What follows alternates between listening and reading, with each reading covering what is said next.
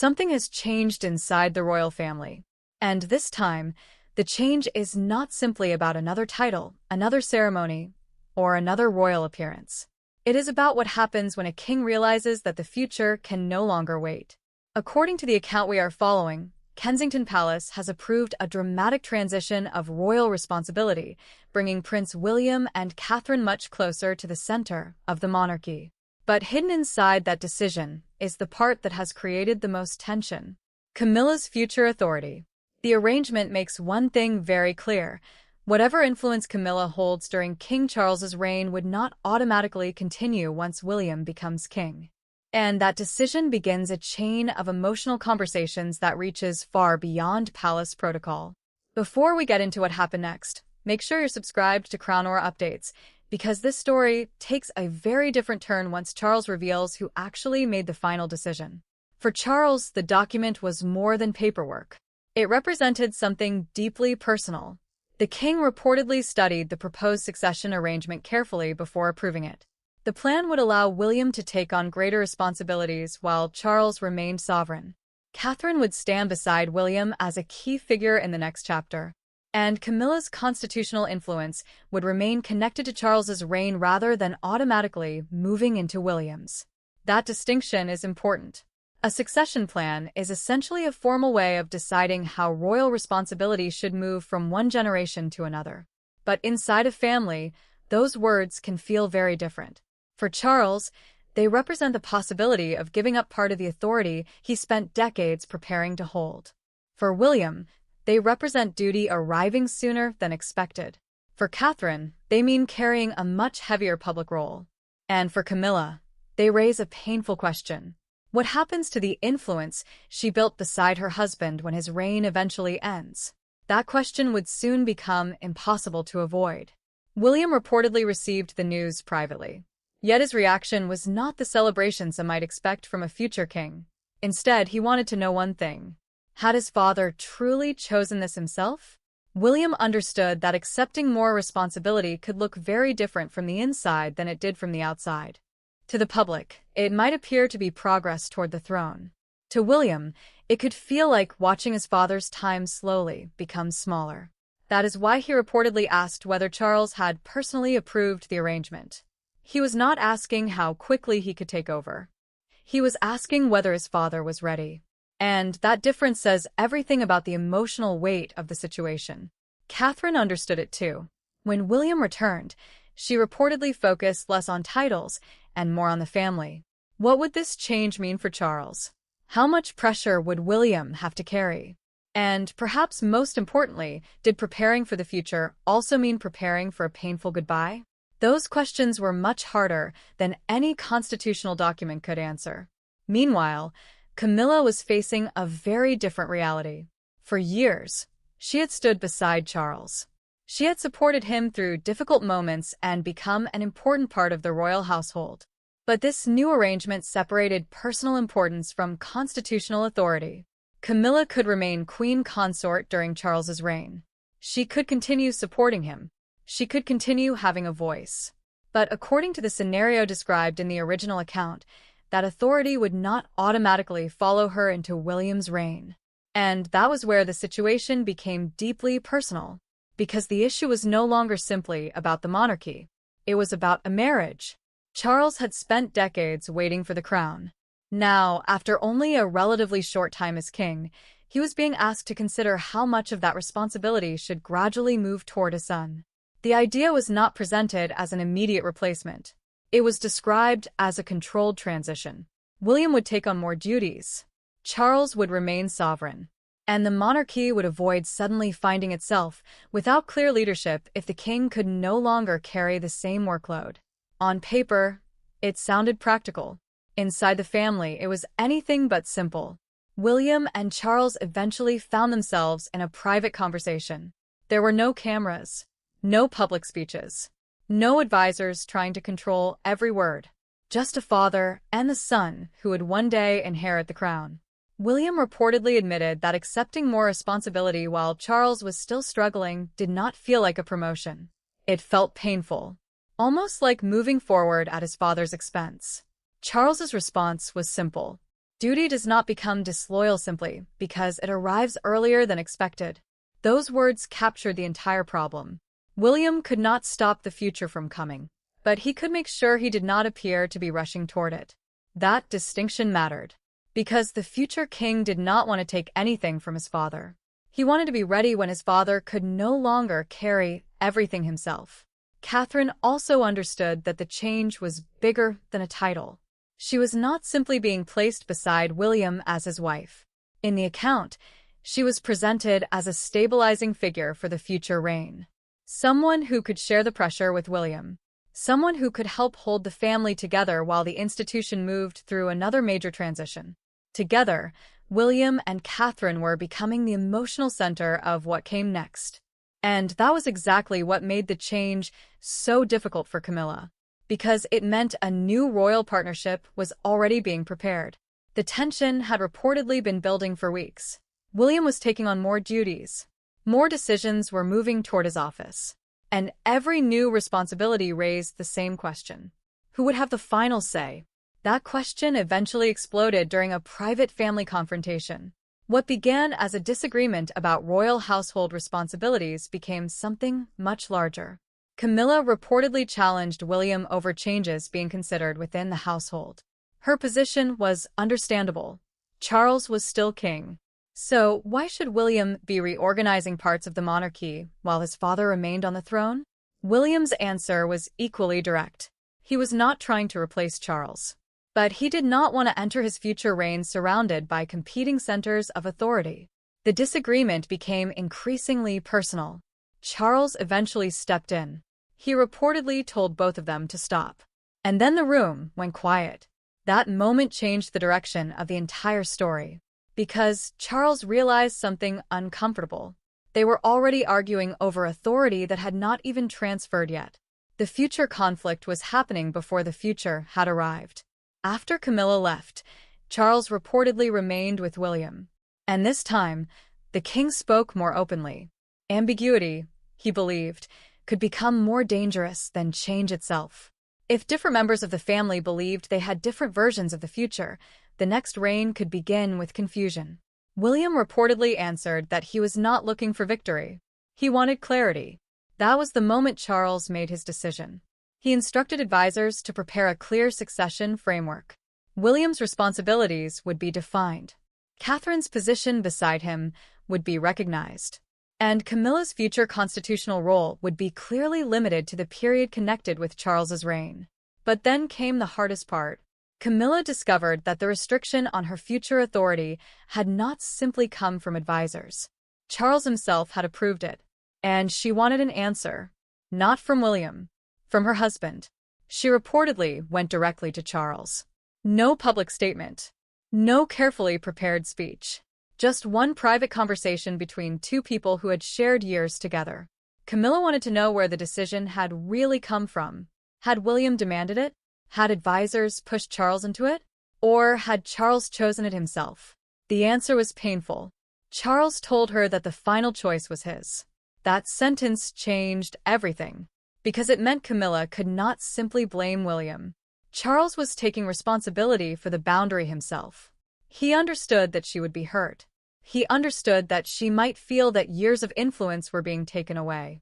But he also believed the monarchy could not build its future around personal gratitude. Charles could love Camilla. He could value everything they had shared. He could respect the role she had played beside him. But sovereign authority belonged to the reigning monarch. And eventually, that monarch would be William. Camilla reportedly asked a question that was even more painful.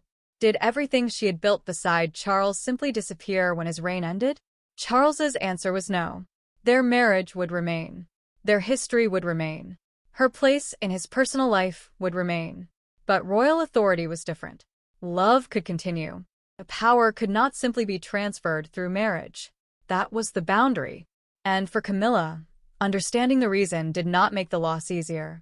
The situation became even more complicated because Catherine was being positioned beside William. Her role was growing at the same time Camilla's future constitutional influence was being reduced. To Camilla, that could make the transition feel even more personal. It was not simply about losing responsibilities. It was about watching another royal partnership move toward the center. Yet Charles appeared determined to prevent the situation from becoming a personal war between the two women. The goal was not to humiliate Camilla. It was to prevent the next reign from having competing sources of authority. That is why the distinction mattered.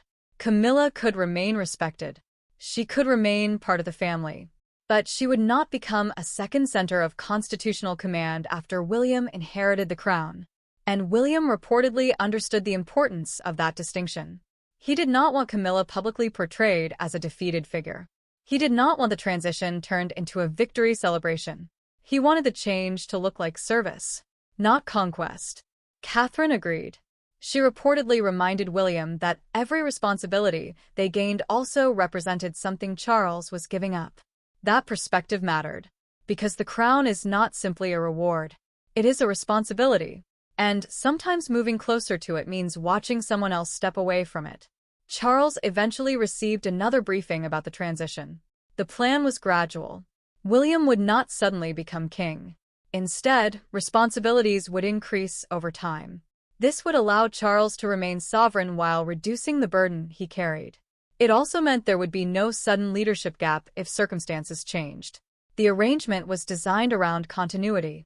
But the emotional consequences were already appearing. For Camilla, the change began showing up in small ways. A briefing would go somewhere else. A call that once came to her would now be directed toward William's office. A folder would appear on another desk. Nothing dramatic. Nothing that looked like a public removal. But those small changes carried a message. Power does not always disappear with a dramatic announcement. Sometimes it disappears quietly. A conversation is redirected. A document moves to another office. Someone waits outside a meeting. And suddenly, a person realizes that their role has changed. That was reportedly how Camilla began to understand the new arrangement. She was not being removed from the family. She was not losing every public responsibility. But the future was being drawn around William. And Catherine was standing beside him. The difference between Charles's reign and William's future reign was becoming clearer by the day. Charles noticed the emotional distance as well. His wife was quieter. Their conversations became shorter. He knew why. He had chosen continuity, but that choice had created a wound inside his marriage. The king had to live with the fact that doing what he believed was right for the institution could still hurt someone he loved. William, meanwhile, refused to treat the situation as a personal victory.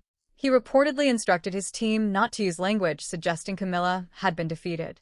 There would be no celebration, no triumph, no attempt to make the transition look like one family member had won while another had lost. That decision was important, because royal transitions can easily become family contests. William wanted to prevent that. He wanted dignity to remain even while authority moved, and Catherine supported him. She understood that the public would be watching every gesture, every word, every appearance. If William looked eager, people could interpret it as ambition. If Camilla looked angry, the story could become a royal feud. So both sides had to be careful. Then Charles made one final request. He asked William to meet him alone. No advisors, no paperwork, no constitutional language, just father and son. And in that room, the conversation became much more personal. Charles was no longer discussing mechanisms. He was discussing meaning. William had known his entire life that one day he would become king. But knowing something intellectually is very different from feeling it move closer. Every responsibility he accepted now carried a painful connection. If William did more, it meant Charles was carrying less. If William became more visible, it meant his father's era was slowly moving toward its later chapters. That truth was difficult for both men. Charles reportedly told William that his greatest fear was not losing meetings or official duties. It was losing the meaning of his work. He did not want his reign remembered simply as a short bridge between two larger eras. He wanted his years as king to matter. He wanted his work to survive the transition. And beneath those words was something deeply human. A father asking his son whether everything he had spent his life building would still mean something when the next generation took over. William understood. He told his father that accepting responsibility did not mean wishing him gone. That was perhaps the most important message of the entire conversation. William was not asking for the crown. He was preparing for it. There was a difference. And Charles finally seemed to understand that his son was not competing with him. He was trying to protect him. William then made another promise. Whatever happened to Camilla's constitutional authority, she would be treated with dignity. She would not be publicly humiliated. She would not be turned into a symbol of defeat. She would remain part of the family. But her institutional role would not compete with the authority of the future sovereign. Charles reportedly found comfort in that, because boundaries were what he wanted, but boundaries without cruelty, clarity without revenge. The king also acknowledged the importance of Catherine. Her steadiness had helped convince him that William would not have to face the future alone. A monarch needs support, not another person trying to control the crown. And Catherine's role, as described in this account, was to support rather than compete. That made the future partnership between William and Catherine central to the entire transition. Eventually, William accepted what was happening. He told his father that he was ready to take on whatever responsibilities Charles could no longer comfortably carry. That statement did not end the emotional difficulty, but it changed the relationship between them. The transition was no longer something happening to William. It was something he was willing to help his father manage. By the following morning, the story had moved beyond the palace. The public began discussing what the changes could mean. William's future suddenly seemed much closer. Catherine's role appeared more important. Charles's vulnerability became harder to ignore. And Camilla's future position became one of the most discussed parts of the entire arrangement. For Charles, watching the public reaction was uncomfortable. He reportedly turned away from coverage rather than spending hours listening to strangers discuss the end of his reign, because signing the arrangement privately had allowed him to remain in control of the moment. Hearing people publicly describe a future William era made everything feel much more final. Camilla experienced the public reaction differently. The issue she had discussed privately with Charles was now being talked about outside the palace. Something that had once been a personal matter had become a national conversation. And that is where the true weight of succession becomes clear. A royal family can control a statement. It can carefully choose its words. It can prepare a perfect announcement. But it cannot completely control how millions of people interpret what comes next. William and Catherine reportedly refused to encourage any sense of triumph. Their message remained focused on duty and service. That restraint mattered, because the future king did not want the public to believe he had taken the crown from his father. He wanted people to understand that responsibility was being handed over gradually, not stolen, not seized, prepared. And perhaps that is the biggest difference between this transition and a sudden change of monarch. This was not presented as an immediate abdication. It was preparation, a way of making sure that if Charles could no longer carry the full burden of the crown, William would already be ready. That meant the king could remain sovereign while his son slowly stepped into a larger role. For Charles, it was an act of control. For William, it was an act of duty. For Catherine, it was an unexpected weight. And for Camilla, it was a painful reminder that her influence was tied to the man beside her. Eventually, Camilla had to face that reality. She could remain part of the family. She could remain personally close to Charles. She could continue to have dignity and respect. But the next reign would belong to William. And Catherine would stand beside him. That did not mean Catherine was replacing Camilla as a person. It meant the institution was preparing for a different sovereign. That distinction may sound simple, but inside a royal family, it can change everything. In the final private conversation described in this account, Camilla reportedly asked Charles whether he understood how deeply the decision had hurt her. He told her that he did. He knew exactly what the choice meant, but knowing the pain did not make the decision disappear. Camilla reportedly accepted that she could understand the reason without accepting the loss emotionally. And for a moment, there was nothing left to argue about. The decision had already been made. The future had already been outlined. What remained was the relationship between the people living inside it. William faced his own emotional struggle. He reportedly told Catherine that becoming more important within the monarchy did not feel like winning. She understood, because the crown was never simply a prize.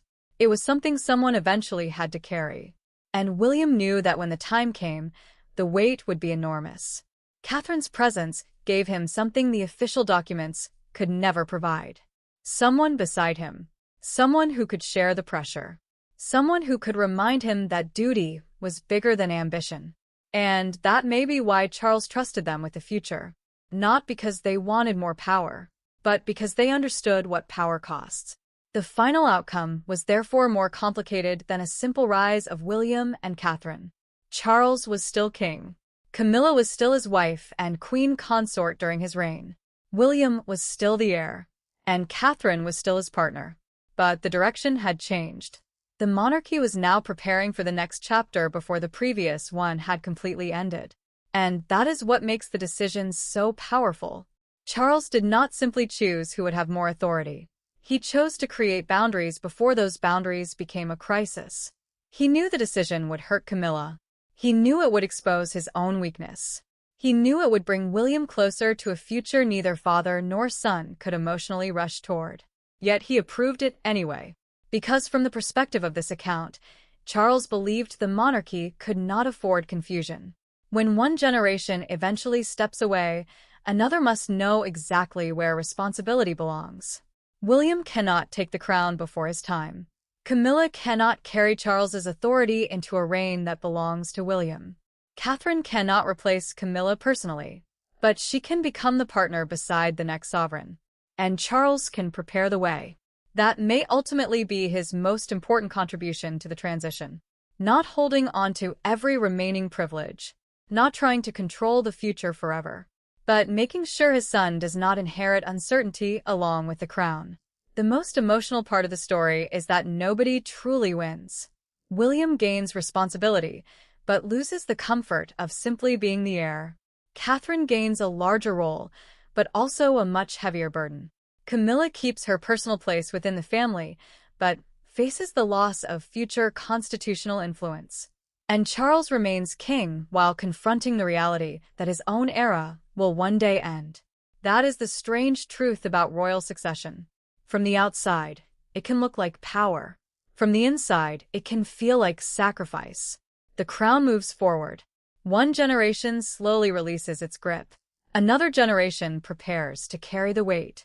And somewhere between those two moments, a family has to learn how to separate love from authority. According to the account we have followed, that is exactly what Charles's decision was designed to do. Protect the monarchy. Protect the next reign. And, as much as possible, protect the family from a battle over power that could have begun long before William ever became king. So the real question is no longer whether William's future is approaching. It clearly is. The bigger question is what this transition will ultimately mean for the royal family once that future becomes reality. Will the boundaries created by Charles prevent conflict? Will William and Catherine successfully carry the institution into its next chapter? And will Camilla find a meaningful place in that future without constitutional authority? Those answers remain ahead. But one thing is already clear. The most important royal decisions are not always the ones announced with the greatest ceremony. Sometimes they begin quietly, inside a private room, with a document on a table, a father looking at his son, a wife asking a painful question, and a king realizing that the best way to protect the future may be to begin letting go. This is not simply a story about who stands closer to the crown. It is a story about what happens when duty arrives before anyone feels emotionally ready. And if this transition unfolds as described, the royal family may be entering one of the most delicate periods of its modern story. Because the next chapter is no longer somewhere far away. It is already being prepared. Thanks for watching Crown Aura Updates. If you found this story interesting, make sure to like the video, subscribe, and stay with us for the next royal family update.